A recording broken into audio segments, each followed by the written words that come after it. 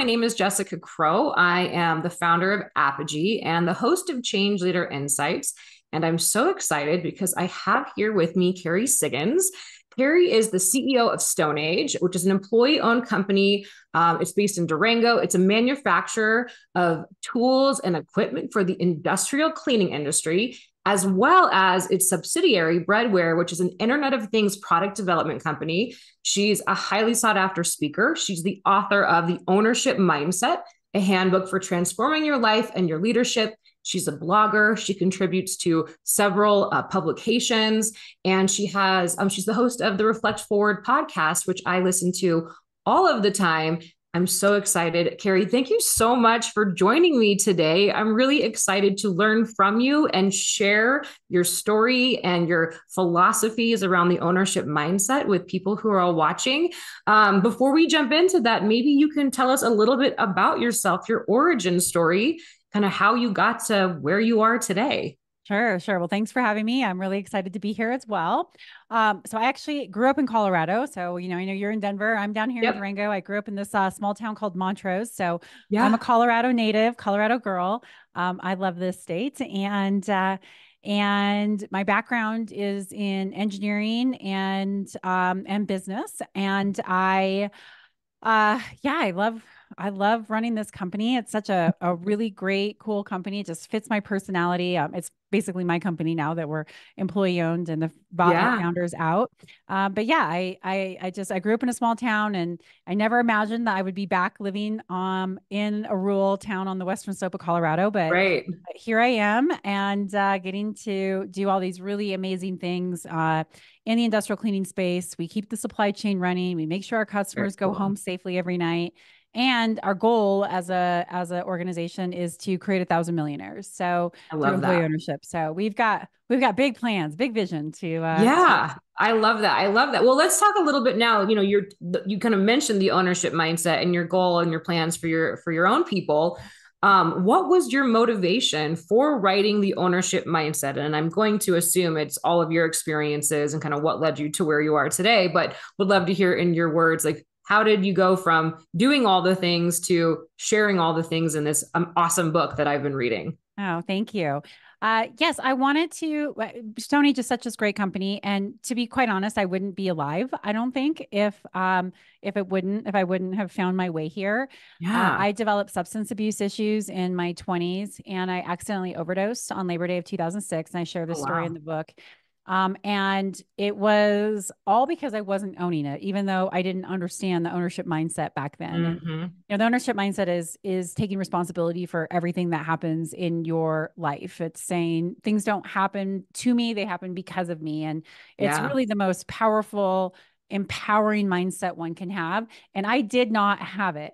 Hmm. But I knew that I needed to change my life, and I knew that I needed to that blaming other people for my situation was not getting me where I wanted to be. And so I decided that I was going to change my life, and I was going to take responsibility for every single thing that happened, that for this, every single decision I made to get myself into the situation I was in.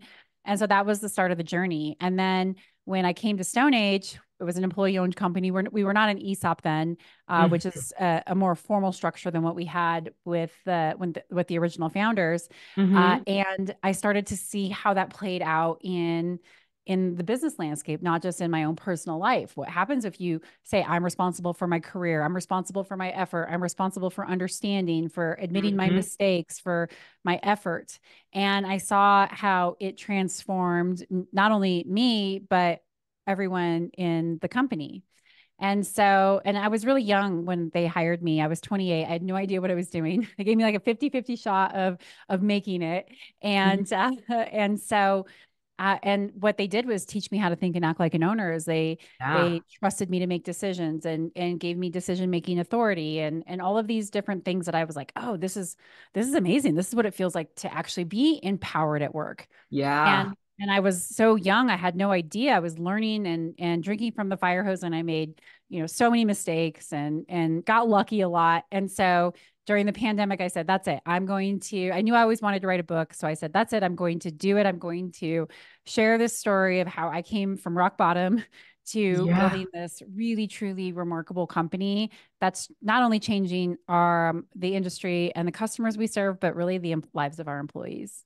Yeah, I would imagine that there's a ripple effect of if you're living and breathing and embodying this ownership Yes. mindset, you're essentially giving your team permission to do that too. And I can imagine it's equipping your leaders in the organization, and everyone is a leader, right? But and has to take Mhm. responsibility for their outcomes. But how have you seen, like, what are some examples of how you've seen the ownership mindset transform the people and the way that they lead and interact at StoneAge? Sure.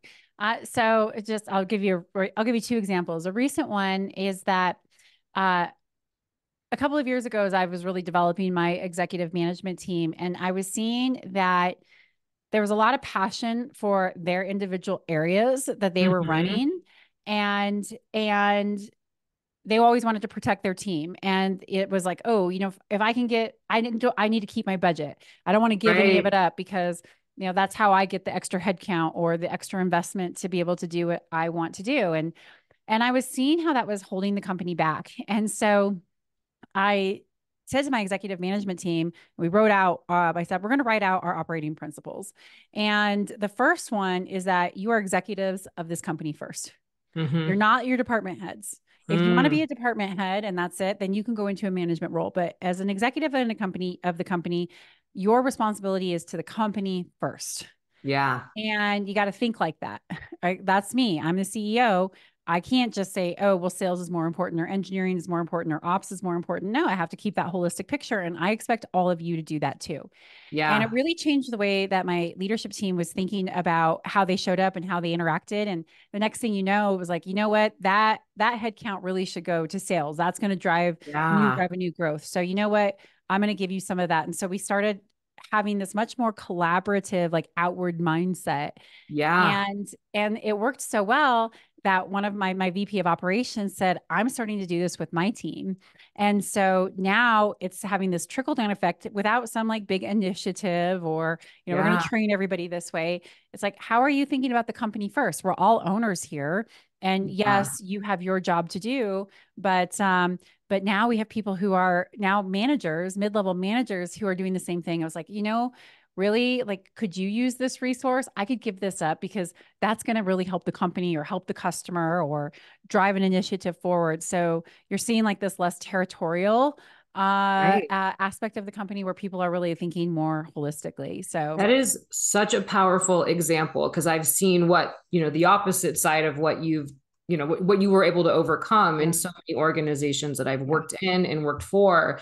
That is incredible. I mean, yeah, just to be able to, the phrase that I often heard when I was climbing the corporate ladder was, there's less greener pastures at the top, right? Such a giant scarcity mindset, and yeah, you want to keep your resources. So for you to be able to empower your team with that mindset yeah, and see that kind of manifest in throughout your organization is incredible. yeah, And it got me thinking too, like, in the context of change, you're trying to get things done, you have to change and innovate. And if you have that philosophy and approach of where is, how can we do what's right for the company? yeah. I would imagine that's helped you and the organization accelerate any of the initiatives that you have wanted to implement. Is that a fair assessment? Or Absolutely. And yeah. and especially today, limited resources, everybody's trying to do more with less. We actually just revamped our strategic plan that we did at the beginning of this year and said, you know what, we're not focused enough. There are Yeah. two really key initiatives, and I'm a big believer in ambiguity and thinking, like being ambidextrous, right? And being Right. able to hold two different truths and deal with ambiguity Yeah. in the unknown of what's going to happen. So how do we become more ambidextrous leaders and be able to move and adjust as the world is rapidly changing with technology and geopolitical instability Mm-hmm. and just the constant change that we are experiencing as humans now. And so we've revamped our strategic plan with these two specific areas. Exploit the core, right? We Mm-hmm. have historically made this type of product, and the best way to keep our market share is to drive cost out. but we have Mm-hmm. these new markets that we're exploring, this new technology, and we're transforming from manufacturing into technology. And we can't shove that into the old way of doing business that's very different. Mm-hmm. So how do we really keep this idea of exploring? And then we look at like headcount, for example, because we always need people to be able to do these things. Mm-hmm. We looked at these two initiatives and we said, if nothing else matters, how would we use our headcount that we have open that we're either trying to hire for right now or that we have on hold or that is in the budget for later this year to drive these two things forward. And we had this great brainstorming session and we started changing what we would do. And we said, we're going to Mm-hmm. forego that so that we can really focus on these things. And it just creates new positions and new opportunities as you kind of hone that in. And Wow. so it's allowing us to really invest in that innovation, but not Mm-hmm. forget that we still have this core, even though we don't think this is the future. You can't just let it go. Right. And so how do you do that maintaining? So, all of that's innovative thinking. Like you have innovation over here and you have this Yeah. that you're holding stable, but I'm still trying to get people to think with, using an innovative mindset about how do we do this and how do we Yeah. look at these businesses as two different things and not try to make them work, make the new stuff work in the old model. Yeah. What I really like about your approach too, it sounds like you're co-creating this vision, this path forward with your team versus having, the leaders come together, like figure out their plans and come to you and say, here's what we're going to do within our departments, right? Like that is a very classic model too, but you're kind of like, no, we're going to approach this together as one Yeah. team, what's best for the company. That's really cool. Vision. It's a Yeah. vision. I mean, Yeah. that's what you have to do. We have a very clear vision for each of our brands, but StoneAge Tools, which is our main brand, the water, making the water jetting equipment for industrial cleaning. Our vision is to have working, which means it's being used, not, something Yeah. that people buy and then put off to the side, because that Right. happens in these plants. Working industrial cleaning robotics in every major heavy industrial manufacturing facility around the world by 2040. Wow. This is a big endeavor. And each of those words matter in that vision: global, heavy industry, Yeah. working, robotics, working. And there's a whole set of activity that has to make that happen on a global level. It's not just Mm-hmm. developing the product and the sales organization, but the whole support system that goes with this new type of technology that we're introducing. And so that vision is the guiding light. And so all of our plans have to lead up to that. And Yeah. so I just don't see how you can, have a very effective strategy if you are just telling people, okay, go come up with your plans and present them to me. To me, it has Right. to be this collaborative effort, talking about the trade-offs, talking about focus. What's going to move the needle the most? What are we foregoing, and what does that trade-off look like? You have to do Mm-hmm. that collaboratively as a team. Otherwise, it's not one team and you're not going to have a very effective strategy. No, and that really resonates. I mean, the vision is so critical, but what you're also doing is you're creating buy-in with Yes. these key stakeholders who are going to have to do things differently within their teams in order for this vision to be achieved. And I think Yes. that is, as somebody who consults in change management, for example, that piece is often missing from the conversation. It's like, we have a vision for this, and we have a vision for this, and we have a vision for this. And somehow it all ties together, but everybody's still trying to do the things that they need to do because they've, got directives or objectives or whatever it might be. So I really love how you're bringing that all together and getting alignment from the very beginning, which is Yeah. pretty powerful. So maybe a tactical question here, but how do you start to cultivate that ownership, that innovative, creative mindset? What are some things that I could do practically today to start to build that muscle, that way of thinking? So as a leader, it all starts with trust.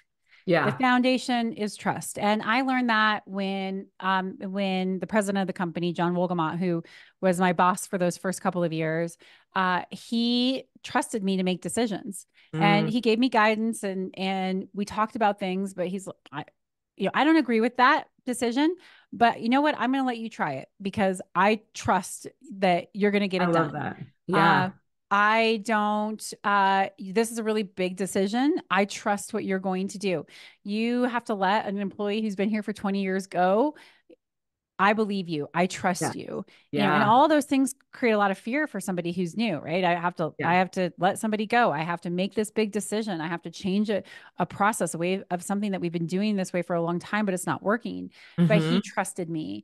And that is where the ownership mindset starts. And so you are not going to create that type of thinking within your organization if there is not trust. If you do not trust your team to make decisions, to implement their ideas. Now, that doesn't Mm-hmm. mean that you don't have expectations and you don't say, here's the why and the what, and then you go figure out the how. That's how you Mm-hmm. start to build it. So I think from a foundational perspective, there has to be that trust, and people have to know that if they screw up, it's going to be okay, because that's how Yeah. you learn and that's how you grow and develop people. So that's the number one thing. If you want people to really take ownership for their jobs, you've got to trust them to take ownership for their jobs. And that means Yeah. that you can't micromanage and you can't come down on people when Swoop in mistakes and are being made. yeah. Exactly. Yeah, Exactly. that second piece is pretty big too.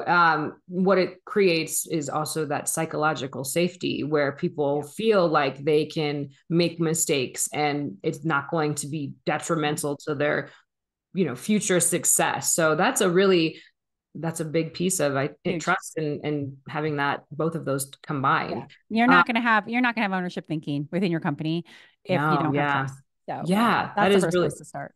yeah. What maybe like one or two more, like what are some other ways that we can start to cultivate the ownership mindset?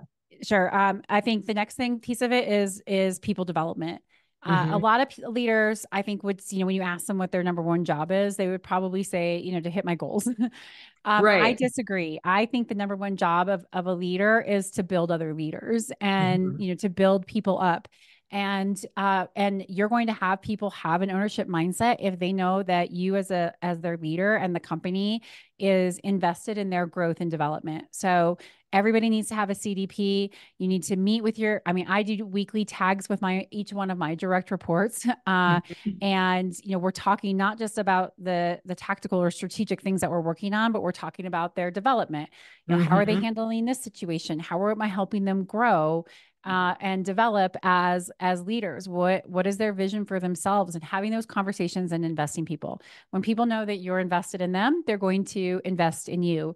And this is so Yeah. important too for this incoming generation. I mean, everybody wants that, but Yeah. particularly, these younger millennials and Gen Zers, they want to know that the company that they care about them. So I think Yeah. having a really strong people development plan is another thing. And any leader can do that, right? Any leader can build trust. Any leader can build out development plans, even if that's Mm-hmm. not part of their corporate culture.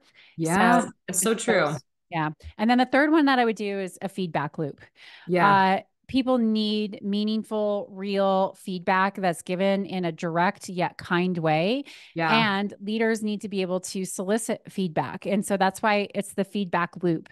Mm-hmm. You've got to be able to talk through problems. You've got to be able to talk through performance issues. And feedback is also positive. You've got to be able to recognize and reward when Yeah. great things happen. And so building a culture of feedback where people know that they can trust that they know where they stand in the organization, and that their leader is going to give them feedback, but also solicit their feedback. And again, it doesn't have to be part of the corporate culture. You can do Yeah. that as a leader. So any of these Yeah. ideas that I share, a lot of people are like, oh, that's not our culture. But just because it's not part of your culture doesn't mean that Right. that's not how you can lead your team. So Yeah. Oh, that's really powerful. What about, so these are great advice tips that leaders can implement to develop their team, create that feedback loop. What about, so kind of shifting towards the conversation around there's a lot of stuff happening, you're developing your team, you're starting to feel a little bit of overwhelm with everything you have on yourself. There was a podcast actually that you did recently that was related to how do you, like, what do you do when you're going through a lot of change and transformation and you're kind of pouring into your team? How do you care for yourself during all of that? Because that's another big part of being an effective leader. self-care is a huge part of the ownership mindset. If you're not taking care of yourself, it's really hard to take care of other people. And so I think that you have to understand yourself. Like me personally, I have the capacity to handle so much, but Mhm. everybody is different. And when their breaking point is, and you need to understand what that looks like for yourself and know Right. when you need to take a break. So, what you were talking about, there was all kinds of organizational change that was going on. And I actually, I like plowed through it, and I operate like really well in under pressure in crisis Yeah. situations. That's when I'm like, like, oh Dialed yeah, in. bring it on. Like I'm at my Yeah. best. But I was sat on a plane. It was on a Saturday morning. I was flying to Florida to do a keynote speech, and I put in my headphones and I was listening to Taylor Swift's new album. And I'm not a Swiftie, but I have mad respect for the woman. I went to her Oh my concert, Eras gosh. tour, and it's like, oh my Yeah. god, blown away. Yeah. So I was listening, and it's so emotional and sad. Like I start crying on the plane, and I was like, you know what? Okay, like I'm at my point that I actually need to decompress for a minute. Hmm. And but I'm also the leader. I can't just like tap out, right? Right. So, what is it that I need right now to be able to get myself into a better place? And so I wrote that down. I was like, you know what? I'm going to be on Sunday. I've got to give my keynote on Sunday morning, and the Hmm. whole rest of the day, I'm just going to take for myself. And I'm Yep. not going to do any work, and I'm not going to think about any of these problems, and I'm not going to talk to anybody. And I'm just Hmm. going to do things that make me happy. So I did yoga. I got a massage. I laid at the Hmm. pool since I was in Florida. And I just gave myself those few hours, and I let myself cry. Yes. And Yeah.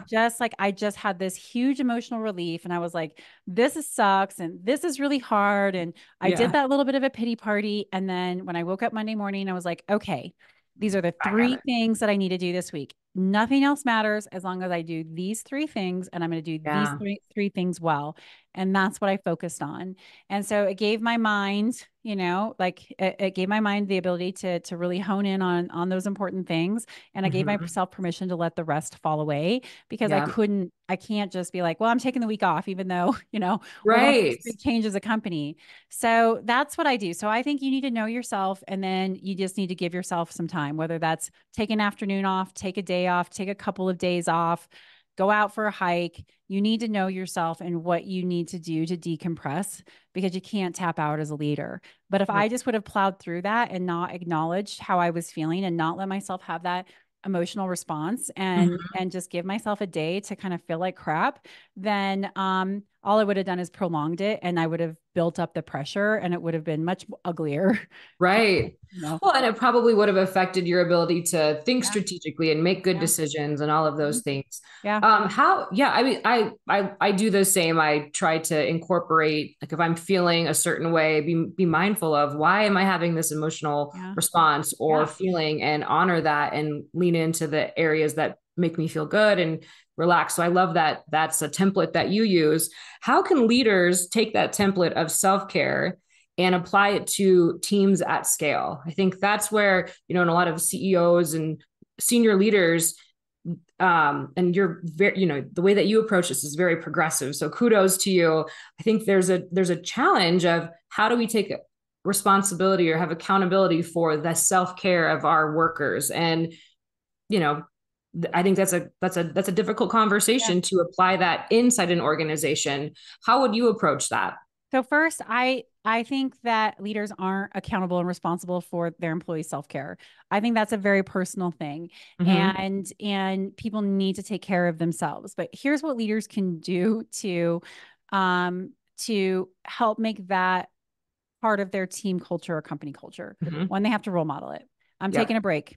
I'm not working on a Saturday. Never, even if you are working, like I get up super early in the morning, and I Mm-hmm. go to bed really early. I use, now that you have like schedule send for emails, I never send emails before 8 o'clock in the morning. If I'm Yeah. typing them, then I just do scheduled send. Like I want to Yeah. role model what healthy leadership looks like. And if I make the Yeah. choice because I like to get up early, that's fine. But I don't want anyone else to feel like they too have to, Be live by ready my and schedule, right? That's just my mm-hmm. own personal choice and how I like to work. So I think you've got to, one, role model it.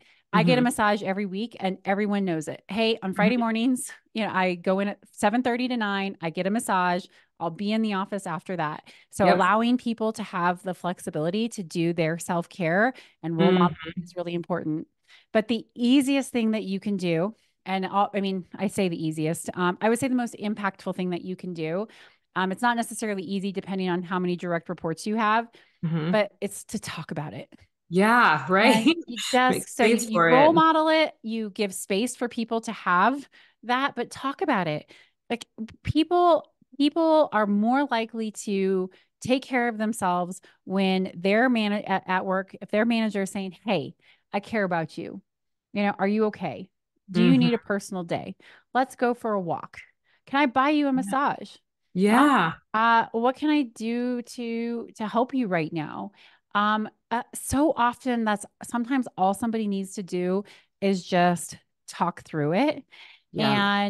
And then you can help them make a commitment. Okay, so you're really stressed right now. You know, every day, what's one thing that you can do? And I can be your accountability buddy. Okay, I'm going to meditate for 5 minutes a day. You know, okay, great. I'm going to check in on you and just make sure that you're, doing that breath work to ground yourself, or I'll take a walk with you, or whatever that looks like. But having that dialogue, that's what you need to do. You can't take it on for people. All you can do is Yeah. role model Yep. and encourage, but it's really hard to encourage if you're not having those conversations. Are you taking care of Yeah. yourself? Do you Yeah. need something right now? Like one of my employees, his whole family is sick, and so uh mouth, foot, and hand is Oh going gosh. Yeah. is going around Durango right Yeah. now, and COVID is Oh. everywhere. And so Oh. I was like, "Hey, can I make dinner for you and your family?" And he said, "You're so busy, KP. You can't do that." I said, "Oh gosh, I'm just going to whip up some chicken noodle soup for you. And I'm going to go buy a loaf of bread, really good bread from one of the bakeries here." And I brought it to them. And you're Yeah. like, it's just those little things, like, oh my gosh, to not have to make a meal when everybody in the house is sick. That really, like, how freaking easy is Easy as that? that You too. know? Yeah. and Yeah. and that is saying, I care about you. Take care of yourself. Hmm. Don't worry about dinner tonight. I've got you. And so, you gotta come from it, from that place, and have those dialogues and make it safe for people to speak up, ask how people are doing, and then help. But remember, help isn't actually help unless it's wanted, right? So it's Right. always important to say, like, would this be helpful if I did this Yeah. for you? Right? You don't want to intrude or impose or do something that makes people feel uncomfortable. So would it be helpful if I did this for you? Like, I would love to make you guys dinner, and so you don't have to worry about it tonight. So anyway, those are my suggestions. Role model, encourage, and have the conversations. And then when you can take action to be helpful when someone's Yeah. going through a tough time, do it. I love that. And really what, a piece that stood out to me too, that is just that caring, like caring Very about true. people as people. And you didn't even have to say that explicitly, but that really came through in what you were describing. And I think we need more of that in our organizations. And maybe this ownership mindset is the key to unlocking that caring and innovation. So, Yes. wow, so many knowledge bombs just dropped on this conversation. Is there anything else that you would like to share or impart on people who are listening, who are leaders, executives in organizations? They want to make a culture change. They're seeing this opportunity, how they can leverage the ownership Yeah. mindset to really, with themselves and with their teams, to start that transformation. Yeah. So in the book, it's really is a handbook. So you Mm-hmm. can go through the chapters and you can I pick, love like, it. this is Yeah. what we're struggling with the most, and use that as because I give tips and I give stories about, how I did it or failed at doing it, and Mm-hmm. give actionable takeaways. So the book really has all kinds of ideas, but here's my recommendation is start with one thing. I think that Yeah. culture change, it gets overwhelming because you're like, oh, we have so much that we have to change. And that might be true, but you're never going to be effective, excuse me, effective if you take it all on at the same time. So pick what you think is going to be the biggest impact. If you're not sure, send a survey out to your employees. We're going to do an anonymous survey, and we're going to ask you what you think the biggest challenges with our culture right here. Let them tell you, and then put a plan together to go tackle one thing. And Right. then when you get through that Okay. one thing, then survey people again, and then go hit the next thing. And Yep. then that way you are just chunking, like just putting it into bite-sized chunks and hitting one thing at a time and not overwhelming the organization with some huge, transformation that has to happen all Right. at the same time. So Right. Oh, that's really great advice. Thank you, Kerry. This has been fantastic talking with you. How can people who are interested in either buying your products or booking you for speaking engagement, how can they get in touch with you? yeah, my website, everything is there, the book, my podcast, and my calendar to book a time to meet with me. So kerrysiggins.com, KerrySiggins.com. Everything that you need to know is there. And I'm really active on LinkedIn. So you can also Perfect. connect with me on LinkedIn. Fantastic. Kerry, thank you again for your time today. Have a great rest of your day. And yeah, thanks again. Thanks for having me.